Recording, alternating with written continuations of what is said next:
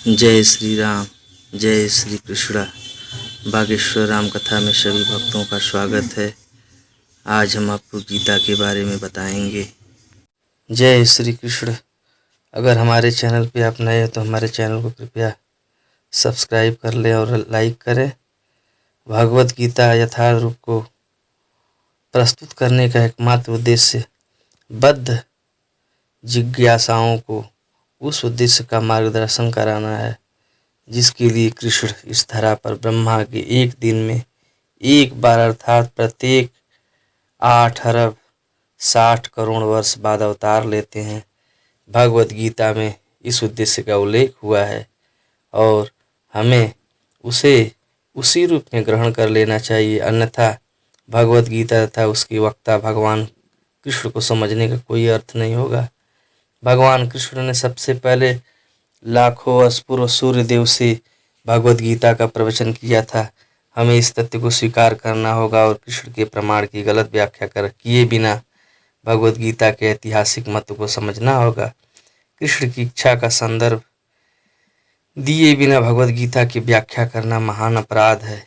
इस अपराध से बचने के लिए कृष्ण को भगवान रूप में समझना होगा, जिस तरह से कृष्ण के प्रथम शिष्य अर्जुन ने उन्हें समझा था। भगवत गीता का ऐसा ज्ञान वास्तव में लाभप्रद है और जीवन उद्देश्य को पूरा करने में मानव समाज के कल्याण हेतु प्रामाणिक भी होगा। इस कलयुग में सामान्य जनता कृष्ण की बहिरंगा शक्ति द्वारा मोहित है और उसे यह भ्रांति है कि भौतिक सुविधाओं की प्रगति से हर व्यक्ति सुखी बन सकेगा। उसे इसका ज्ञान नहीं है कि भौतिक या बहिरंगा प्रकृति अत्यंत प्रबल है, क्योंकि हर प्राणी प्रकृति की कठोर नियमों द्वारा बुरी तरह से जकड़ा हुआ है। सौभाग्यवश जीव भगवान का अंश रूप है, इसलिए उसका सहज कार्य है कि भगवान की सेवा करना। मोहवश मनुष्य विभिन्न प्रकारों से अपनी इंद्रिय तृप्ति करके सुखी बनना चाहता है, किंतु इससे वह कभी भी सुखी नहीं हो सकता। अपनी भौतिक इंद्रियों को तुष्ट करने की बजाय उसे भगवान की इंद्रियों को तुष्ट करने का प्रयास करना चाहिए। यही जीवन की सर्वोच्च सिद्धि है। भगवान यही चाहते हैं और इसी की अपेक्षा रखते हैं। मनुष्य को भगवत गीता के इस केंद्र बिंदु को समझना होगा। हमारा कृष्ण भावनामृत आंदोलन पूरे विश्व को इसी केंद्र बिंदु की शिक्षा देता है। जो भी व्यक्ति भगवत गीता का अध्ययन करके लाभान्वित होना चाहता है वह हमारे कृष्ण भावनामृत आंदोलन से इस संबंध में सहायता प्राप्त कर सकता है। जय श्री कृष्ण। आओ साथ में मिलके हम प्रभु का गुणगान करते हैं और गीता के प्रथम अध्याय की तरफ चलते हैं, जहाँ पे कृष्ण भगवान ने अर्जुन को उपदेश दिया। चलो भगवत गीता का अध्ययन करते हैं और साथ में मिलके श्लोक पढ़ते हैं। जय श्री कृष्ण। यह गीता का प्रथम अध्याय है।